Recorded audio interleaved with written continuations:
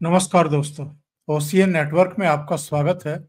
मैं हूं ओमकार चौधरी। महाकुंभ की बात करेंगे। रक्षा मंत्री राजनाथ सिंह साहब प्रयागराज पहुंचे हैं और वहां त्रिवेणी घाट पर उन्होंने आस्था की डुबकी लगाई है। अब लोग पूछने लगे हैं कि प्रधानमंत्री नरेंद्र मोदी कब जा रहे हैं। जो दूसरा बड़ा स्नान है उसके आसपास जाएंगे या उसके बाद जाएंगे, या दिल्ली में जो मतदान होने वाला है, मिल्कीपुर में जो मतदान होने वाला है उसके आसपास जाएंगे। क्योंकि प्रधानमंत्री नरेंद्र मोदी जब भी कोई फैसला लेते हैं, कहीं जाते हैं, तो एक तीर से कई निशाने साधते हैं। किसी को पता भी नहीं चलता है और पता ये चलता है बाद में कि वो जिसको मैसेज देना था उसको मैसेज दे करके चले गए। सवाल तो कुछ और भी उठ रहे हैं। आज मैं ऑफ इंडिया पर एक खबर पढ़ रहा था और उसमें ये उम्मीद जाहिर की गई है कि साहब 2 लाख करोड़ नहीं, 4 लाख करोड़ का कारोबार इस महाकुंभ से हो सकता है। और जो फ्लाइट की टिकट्स हैं उनमें 162% का उछाल आया है। उस रिपोर्ट पर भी चर्चा करेंगे। और एक और इकोसिस्टम और कुछ मोदी विरोधियों के हाथ में वो एक बटेर लगी है।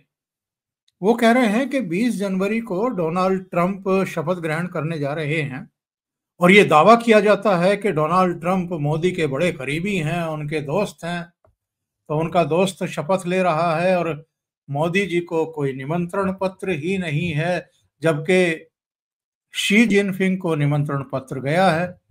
तो जरा इस पर भी चर्चा करेंगे कि ये सवाल उठ क्यों रहे हैं, इसके पीछे है क्या, और इसमें कोई सीरियसनेस है या ऐसे ही बस उछाला जा रहा है मजा लेने के लिए, या जैसा कि आमतौर पर होता है मोदी जी पर प्रहार करने का कोई ना कोई मौका ढूंढा जाता है।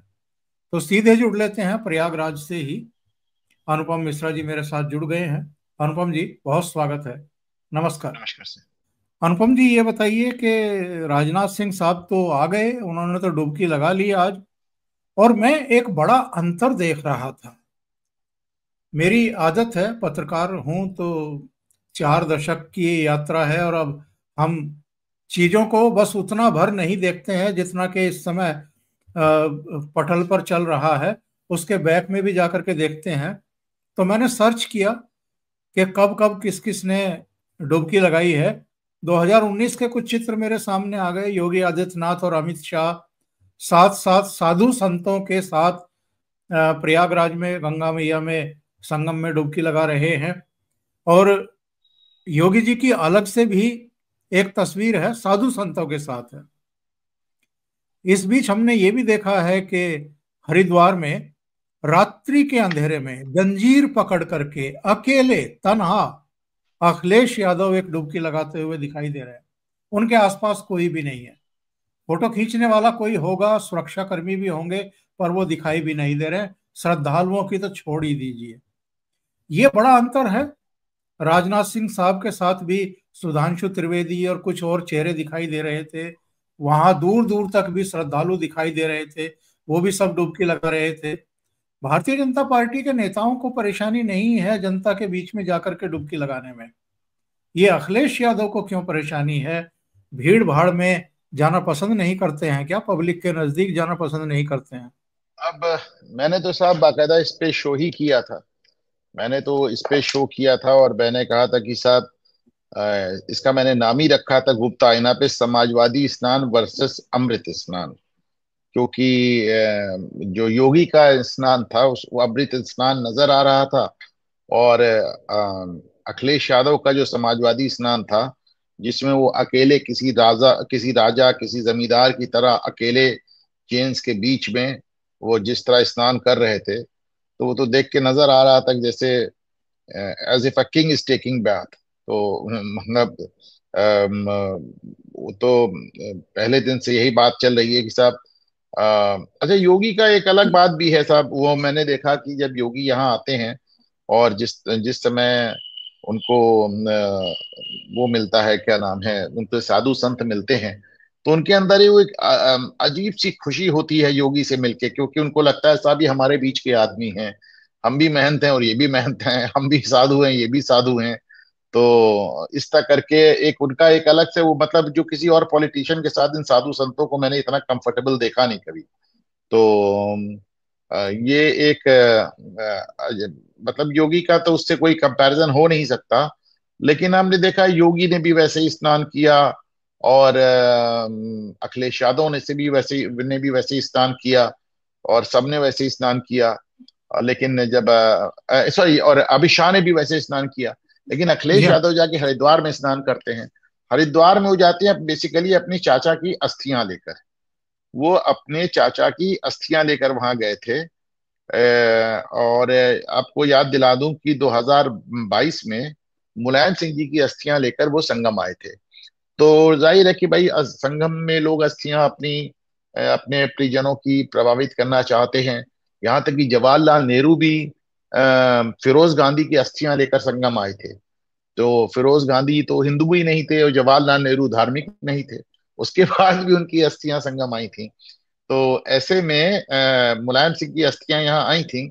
लेकिन अखिलेश यादव को चूंकि कुंभ से इतना दुराव चल रहा है, इतना भेद चल रहा है, वो लगातार ये साबित करने पर आमादा हैं कि साहब कुंभ फ्लॉप हो गया। वो कह रहे हैं कि ट्रेनें खाली जा रही हैं, ट्रेनों में स्पेशल ट्रेन चलाई जा रही है, रिजर्वेशन नहीं मिल रहा है, जगह नहीं मिल रही है, फ्लाइट्स बुक जा रही हैं, फ्लाइट्स में दो चार उन्होंने जो सीटें रोक के रखी हुई इतनी महंगी हो गई हैं। मुझको पूना जाना है, वो जयपुर, आप आ रहे हैं उसमें, पूना वाले में आ रहे हैं सर, नहीं आ रहे हैं जी हाँ। जी हाँ, मैं आप? पहुंच रहा हूँ। हाँ, तो अब प्रयागराज से पूना की जो फ्लाइट है उसका किराया 30,000 रुपये पहुंच गया। हाँ, कहाँ 7,000 से 30,000 पहुंच गया वो। तो फ्लाइट्स इतनी ओवर बुक्ड हो गई हैं। और में वो हालत है कि मुझे लगातार लोग फोन कर रहे हैं कि साहब होटल बुक मिल रहे हैं, होटल, अच्छा, टेंट सिटी, ग्लोब सिटी, मतलब जहां पे 1.5 लाख रुपए किराया है वहां पे रहने की जगह नहीं है, उसकी बुकिंग पूरी हो चुकी है। और मैं ऑफ इंडिया को तो चलिए फिर भी एक बात ये मान लिया जाता है साहब कि वो एक थोड़ा एक राइट विंग न्यूज़पेपर है। और राइट विंग वो है। लेकिन मैं आपको दिखाता हूँ, डेक्कन हेराल्ड दिखाता हूँ, ये डेक्कन हेराल्ड की रिपोर्ट है। ये आज, ये डेक्कन हेराल्ड कह रहा है कि सर 4 लाख करोड़ रुपए का बिजनेस होगा, 4 लाख करोड़ रुपए की रेवेन्यू जनरेट होगी। तो आप सोचिए, देखिए 4 लाख करोड़ रुपए की रेवेन्यू का मतलब आप समझिए, जीडीपी का 1%, हमारी टोटल जीडीपी का 1% एक मेला जनरेट कर रहा है साहब। ये मैंने अपने यहाँ शो किया था। तो देखें सर इसको, जी हाँ। जी कि हाँ। समाजवादी स्नान वर्सेस अमृत स्नान।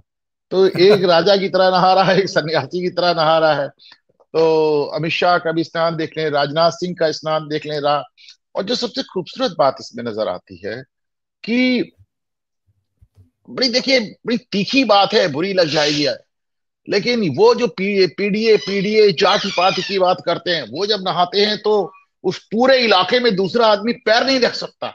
राजा साहब नहा रहे हैं, अखिलेश यादव, और यहाँ पे चाहे राजनाथ सिंह हो, चाहे अमित शाह हो, चाहे योगी हो, इन लोग का स्नान देख लीजिए भाई। वो नहा रहे हैं, उनके साथ हजारों लोग नहा रहे हैं। वही बिल्कुल बगल में देखिए बिल्कुल। राजनाथ सिंह, मतलब राजनाथ सिंह को देख के तो आप ये नहीं समझ सकते। आज राजनाथ सिंह का आज का फोटो दिखाएं, कोई बता नहीं सकता कि देश का रक्षा मंत्री नहा रहा है।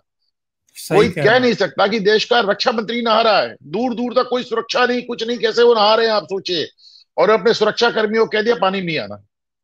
तो ये देखिए ना, मतलब ये राजनाथ सिंह का फोटो है।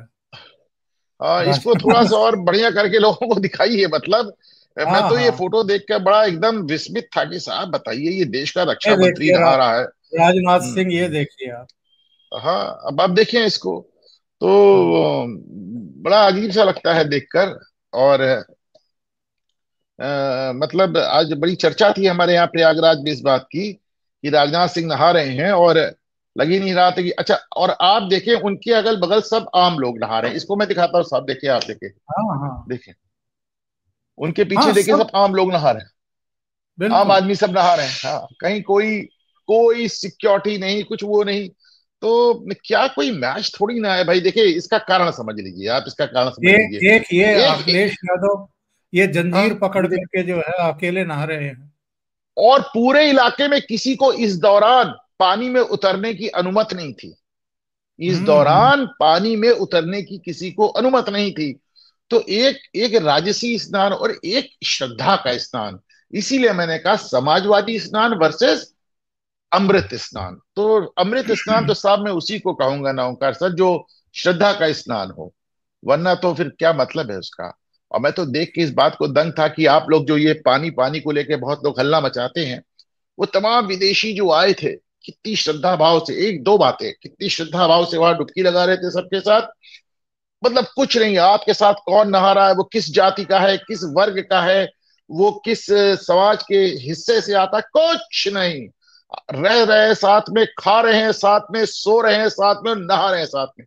और दूसरी बात जिसकी वजह से इतना ज्यादा परेशान है अखिलेश यादव, नहीं पूरा विपक्ष परेशान है साहब, पूरा विपक्ष परेशान है। और दूसरी बात जो मैंने देखा कि सोशल मीडिया का वो युग है जहां पे फर्जी बातों को आप वायरल कर देते हैं। लेकिन आप सोच के देखिए ओंकार सर कि पूरा कुंभ में एक भी जगह, कुंभ में या पानी में गंदगी का एक भी फोटो या एक भी वीडियो फर्जी भी सामने नहीं आया, फर्जी भी सामने नहीं आया। तो ये कुंभ लोगों को परेशान कर रहा है, हैरान कर रहा है, दुखी कर रहा है इन लोगों को कि साहब ये हो क्या रहा है हमारी आंखों के सामने। अच्छा भाई, हम कहते हैं कि प्रशासन कहता है और सरकार कहती है 45 करोड़ 50 करोड़ नहा लेंगे, वे झूठ बोलते हैं, मान लिया आधे नहा लेंगे, 25 करोड़ नहा लेंगे, 30 करोड़ नहा लेंगे। इतनी बड़ी संख्या में लोगों का आना एक साथ, अच्छा मुझे तो इतने फोन, इतने कॉल, इतने मेल, इतने मैसेज, तो साहब कहाँ कहाँ से, लंदन से तो यूएस से तो ऑस्ट्रेलिया से तो देश के अंदर कहाँ कहाँ से। तो क्या रेवेन्यू। और मैं तो बता रहा था कल अपने चैनल पे कि अभी एक नई पुस्तक आई, देखे मैं उसका नाम भूल गया। वो बताते कि जो राजराज चोल थे, जो चोल साम्राज्य था, तो उन्होंने जो अपना साम्राज्य पूरा डेवलप किया था पूरे इंडियन ओशन में, और जितने बड़ा एक अपनी साम्राज्य की नींव रखी थी, तो उन लड़ाइयों के लिए जो पैसा आता था वो टेम्पल इकोनॉमी से आता था। मैं कल अपने चैनल पे ये भी बता रहा था कि इसमें दिसंबर के महीने में अयोध्या का जो जीएसटी है वो नोएडा और गाजियाबाद को मिलाकर उससे ज्यादा है, बताइए। अयोध्या का जो जीएसटी है। और तीसरे नंबर पे काशी है। तो आप सोचिए ये जो टेम्पल इकोनॉमी और जो हमारे यहाँ जो रिलीजियस टूरिज्म जिसको कहते हैं धार्मिक पर्यटन, उससे कितनी बड़ी इकोनॉमी जनरेट हो रही है, लाखों लाख रोजगार जनरेट हो रहे हैं। अरे भैया, सारा रोजगार केवल स्टील की फैक्ट्री और टैंक की फैक्ट्री से ही थोड़ी ना जनरेट होता है। तो ये एक एक जो, हाँ, एक मेला हो गया, ये मंदिर हो गए, ये जो एक धार्मिक स्थल हो गए। और मेरा बार बार कहना है, ये एक रिसर्च का विषय है, मेरा मानना है कि पूरे भारत में इस समय जितने धार्मिक स्थल हैं उस पे जिस तरह का रिलीजियस टूरिज्म हो रहा है, केदारनाथ से लेके कन्याकुमारी तक, वो इस देश की सबसे बड़ी अर्थव्यवस्था है, उससे बड़ी कोई अर्थव्यवस्था नहीं। बिल्कुल सही बात है। ये मैं वो रिपोर्ट की चर्चा कर रहा था, ये दर्शक भी देखे। फ्लाइट बुकिंग में 162 का उछाल, होटल कारोबार 3 गुना बढ़ा। प्रयागराज महाकुंभ आध्यात्मिक ही नहीं, कारोबार को भी कर रहा मजबूत। 4 लाख करोड़ के बिजनेस का अनुमान। ये विस्तृत रिपोर्ट है और जाहिर है ये डेक्कन हेरल्ड में जो छपे हैं आंकड़े, वहां से भी, और इन्होंने जरूर इसमें लिया होगा। अब आप देखिए, परिवहन और रेलवे टैक्सी आदि से 10,000 करोड़ का व्यवसाय होने का अनुमान। और टूर गाइड, ट्रेवल पैकेज, पर्यटन सेवाओं में 10,000 करोड़ का, विज्ञापन और प्रचार गतिविधियों से भी 10,000 करोड़ का व्यापार का अनुमान है। इसके अलावा स्थानीय उत्पाद हैं, कपड़े हैं, गहने हैं, स्मृति चिन्ह हैं। 5,000 करोड़ का व्यापार तो केवल उसी से अनुमान लगाया जा रहा है। अस्थायी मेडिकल कैंप है, आयुर्वेदिक उत्पादन है, दवाइयों से भी 3,000 करोड़ का व्यापार होगा। डिजिटल भुगतान सेवा, वाईफाई सेवा, ऑनलाइन टिकट बुकिंग, मतलब इतने सारे आंकड़े इसमें दिए गए हैं। इससे पता चलता है कि जो लोग परेशान हैं इसके आयोजन से और वहां आ रही आस्था के इस सैलाब से, ये लोग ऐसे ही परेशान नहीं है। इसीलिए संख्या को लेकर के सवाल खड़े कर रहे हैं। लेकिन ये अब लोग पूछ रहे हैं कि प्रधानमंत्री का क्या। और इसके बाद थोड़ा सा राहुल और प्रियंका के बारे में जो चल रहा है कि फरवरी में किसी समय आ सकते हैं, तो आपके पास कोई आधिकारिक सूचना? नहीं, कोई आधिकारिक सूचना नहीं है, ना प्रधानमंत्री की ना राहुल गांधी की, किसी की कोई सूचना नहीं है। वैसे भी 1954 में जो भगदड़ मची थी, प्रधानमंत्री जवाहरलाल नेहरू जो मौनी अमावस्या के पास आए थे, तो उसकी वजह से उसके बाद से जो एक आयोग बना था, उसका रिकमेंडेशन था कि साहब स्नान के दिन किसी भी वीआईपी को नहीं आना चाहिए। तो अब कोई भी वीआईपी यहाँ पे स्नान के दिन नहीं आ सकता है। तो बीच में ही कभी आएंगे, स्नान मतलब किसी पर्व के दिन नहीं आ सकते, अब बीच में ही कभी आएंगे। तो उसमें आप मान कर चलें कि कभी भी आ सकते हैं। वैसे भी सिक्योरिटी रीजन से इन लोग की बहुत पूर्व सूचना तो रहती नहीं है सर। और राहुल गांधी आएंगे नहीं आएंगे, और क्या ही फर्क पड़ जाएगा, क्या ही फर्क पड़ जाएगा मेले पर, आप बताएं। अखिलेश यादव आएंगे नहीं आएंगे, अरे आएंगे तो अपने लिए नहीं आएंगे, नहीं आएंगे तो अपने लिए नहीं आएंगे। अखिलेश यादव आते हैं नहीं आते हैं, उससे क्या फर्क पड़ जाता है। मतलब मुलायम सिंह जी की मूर्ति आपने लगा दी, जिस मेले में दिन रात धार्मिक भजन होते रहते हैं, राम कथा चलती रहती है, रास लीला होती रहती है, वहां पे एक कैंप से मुलायम सिंह का भजन चलता रहता है। तो उसको क्या कहा जाए। मैंने इसलिए पूछा प्रधानमंत्री का कि प्रधानमंत्री जब अपने संसदीय क्षेत्र और इस देश के एक आध्यात्मिक केंद्र काशी जाते हैं, तो वो पूरे जो एक अलग तरह के वस्त्रों में दिखाई देते हैं। और खास तौर से जब वो पूजा पाठ करते हैं तब भी उनके ललाट पर भी अ, जो चंदन है और जो दूसरी चीजें हैं वो हम देख सकते हैं। पूरे भक्ति भाव से हो जाते हैं, दिखावे के लिए नहीं, तस्वीरें खिंचवाने के लिए नहीं। और गंगा में भी डुबकी लगाते हैं काशी में, तो भी हमने देखा है कि पूरे मनोयोग से वो ऐसा करते हैं। तो एक दृश्य होता है साहब। और प्राइम मिनिस्टर होते हैं नरेंद्र मोदी हैं, तो दूरदर्शन से लेकर के तमाम जो मीडिया के लोग हैं उनके आकर्षण का केंद्र बनता है। और वो इसलिए नहीं कि वो नरेंद्र मोदी या प्रधानमंत्री है, वो इसलिए कि देश देखना चाहता है। विदेश में भी बैठे हुए लोग देखना चाहते हैं, उनकी मजबूरी है, उनकी टीआरपी और उनका रेवेन्यू उससे जुटता है। इसलिए वो प्रधानमंत्री को लाइव दिखाते हैं धार्मिक आयोजनों में भाग लेते हुए। उस दृष्टि से भी, चूंकि मिल्कीपुर भी है, दिल्ली भी है, तो इसलिए मैं एक अंदाजा लगा रहा था कि शायद मतदान से पहले वो डुबकी लगाएंगे। लेकिन किसी ने मुझे ट्वीट किया था, मैंने आज दोपहर में जब ट्वीट किया तो किसी ने कहा कि प्रधानमंत्री का आगमन संभवतः 10 फरवरी के आसपास हो। तो इसलिए मैंने पूछा कि क्या आपके पास कोई सूचना है इस बारे में?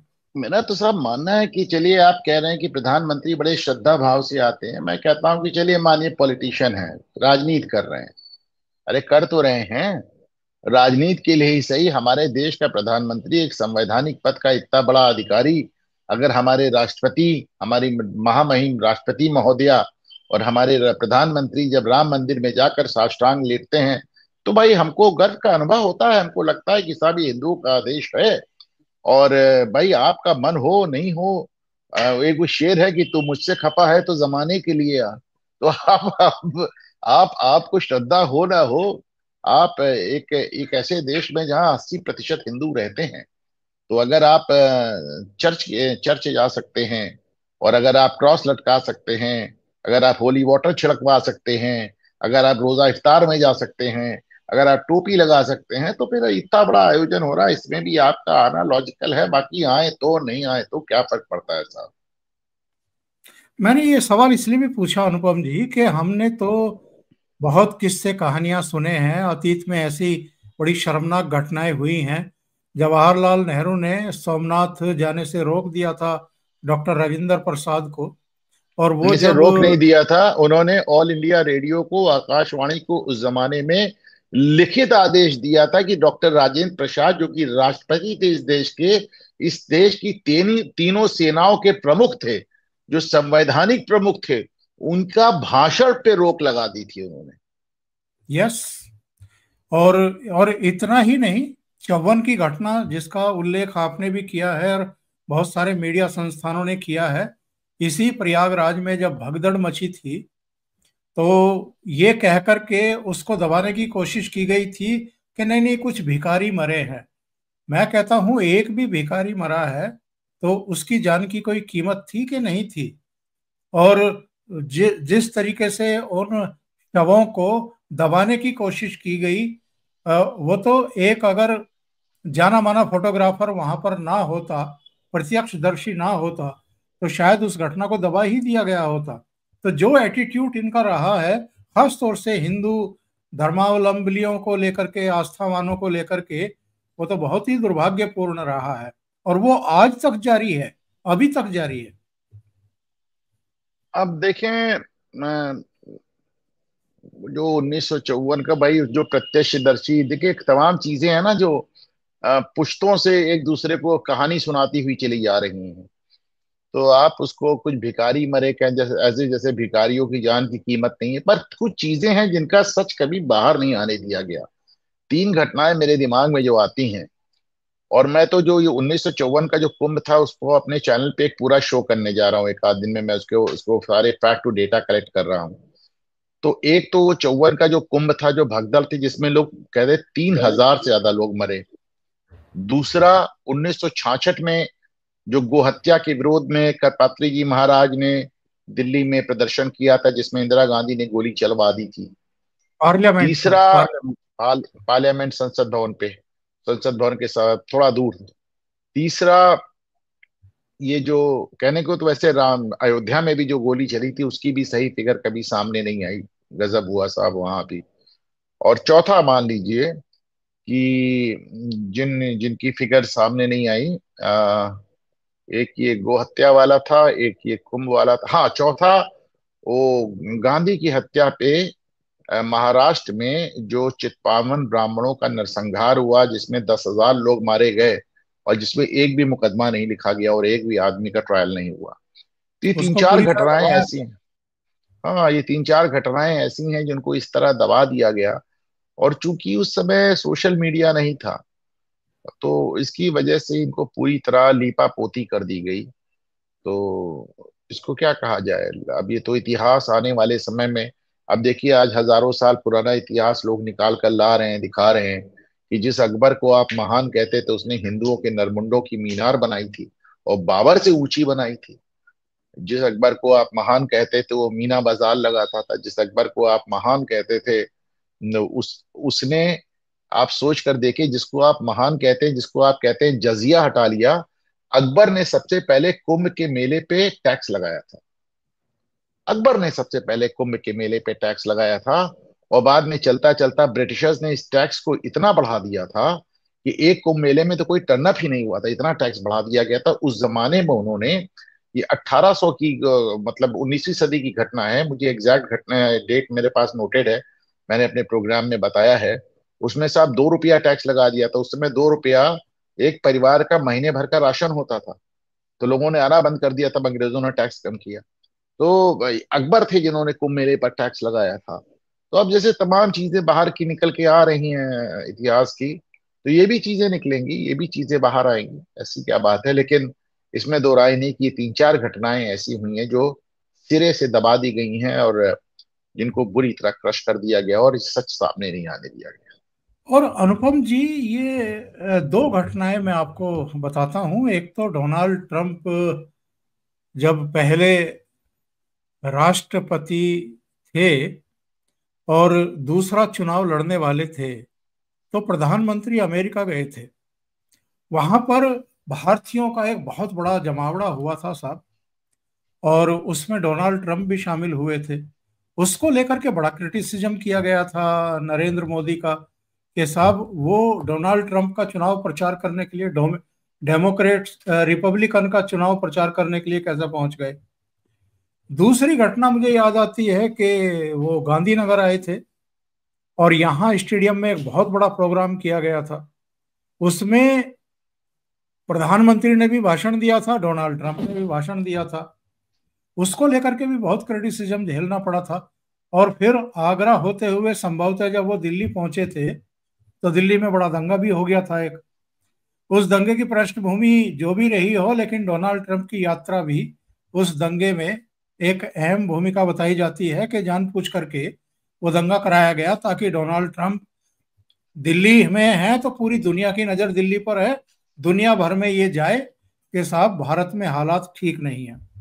बहरहाल अब डोनाल्ड ट्रंप 4 साल बाद फिर से राष्ट्रपति पद की कमान संभालने वाले हैं, 20 जनवरी को शपथ ले रहे हैं। यानी बस कल का दिन बीच में है, परसों शपथ लेंगे, ओवल ऑफिस संभालेंगे। अब लोग सवाल ये उठा रहे हैं कि अगर इतनी ही नजदीकी है डोनाल्ड ट्रंप और मोदी की, तो मोदी को शपथ समारोह में क्यों नहीं आमंत्रित किया गया? सी जिनपिंग तक को किया गया है। सी जिनपिंग जो घोषित अमेरिका के विरोधी हैं, या अमेरिकी प्रशासन जिनको मानता है कि ये जो है ये हमें पीछे छोड़ने पर आमादा है, और दोनों की ट्रेड को लेकर के रस्साकसी पूरी दुनिया देखती भी रही है। तो ये जो इकोसिस्टम पूरा मोदी विरोधी, यहाँ का भी और बाहर का भी, वो ये सवाल जानबूझ करके उठा रहा है, पॉलिटिकल ट्विस्ट देने की कोशिश कर रहा है, या इसमें कोई तथ्य भी है? देखिए, इस पे अभी कमेंट करना ठीक नहीं होगा। भारत को न्योता आया और इसीलिए हमारे विदेश मंत्री जयशंकर जा रहे हैं। न्योता देश को आता है, लोगों को आता है, ये थोड़ी कहा होगा कि उन्होंने सिर्फ विदेश मंत्री आए। लेकिन इसको अभी हम लोग सीधे से मैं ख्याल से इस पे बहुत बहस करना उचित नहीं होगा। शी जिनपिंग तो जा ही नहीं रहे हैं, और वहां तो जेलेंस्की जैसे कॉमेडियन को बुलाया है। तो दो देशों के बीच में बहुत ढेर सारे कॉम्प्लिकेशंस होते हैं। और एक बात और देखें कि मोदी ने, जिन्होंने किसी जमाने में जो बाइडेन के खिलाफ डोनाल्ड ट्रंप के लिए बाकायदा चुनाव प्रचार किया था, और हाउडी मोदी एक प्रोग्राम रखा गया था, और अब की बार ट्रंप सरकार का नारा दिया था, उन्हीं मोदी ने इस बार डोनाल्ड ट्रंप के चुनाव प्रचार से दूरी बनाकर रखी। और संयुक्त राष्ट्र में भी जब इन लोग की मुलाकात हुई थी, तो वहां पे भी जब ये गए थे मोदी, तो उस समय भी डोनाल्ड ट्रंप चाह रहे थे कि मोदी उनसे मिलें और उनकी उनकी जीत को या फिर उनके चुनाव को इंडोर्स करें। पर मोदी उससे पीछे हट गए। इसका कारण ये बताया जाता है कि कमला हैरिस कुछ भी हो, भारतीय मूल की थी, और प्रधानमंत्री नरेंद्र मोदी एक भारतीय मूल के उम्मीदवार के खिलाफ। हालांकि हम सब जानते हैं कि कमला हैरिस भारत के लिए कितनी बुरी हो सकती थी और डोनाल्ड ट्रंप भारत के लिए कितनी बेहतर होंगे। डोनाल्ड ट्रंप ने बाद में देखा, अपने बांग्लादेश के हिंदुओं के लिए बयान दिया, कमला हैरिस के मुंह से एक शब्द नहीं निकला।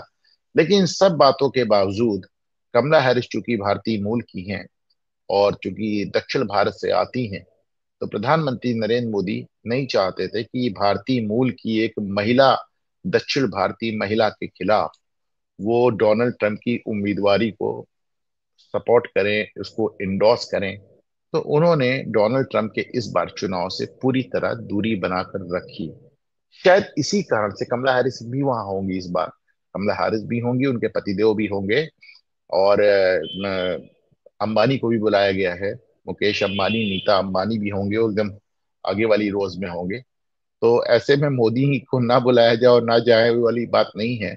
मेरा अपना मानना है कि चूंकि डोनाल्ड ट्रंप ने कमला हैरिस को हराया है, जो कि भारतीय मूल की दक्षिण भारतीय महिला है, तो मोदी का वहां पे खड़ा ना होना, एक तरह से मैं इसको एक पॉलिटिकल पॉलिटिकल कार्य देख रहा अनुपम जी, बहुत बहुत धन्यवाद आपका ओशियन नेटवर्क के लिए इतना समय निकालने के लिए, और महत्वपूर्ण बिंदुओं पर चर्चा करने के लिए। दर्शकों से आग्रह रहेगा, घूमता आईना अनुपम जी का, उस पर ऑलरेडी वो लाइव देते हैं और बहुत महत्वपूर्ण मुद्दों पर चर्चा करते हैं। घूमता आईना अवश्य देखें और सब्सक्राइब भी करें। थैंक यू वेरी मच हूँ। अनुपम थैंक यू जी। सर, नमस्कार। नमस्कार।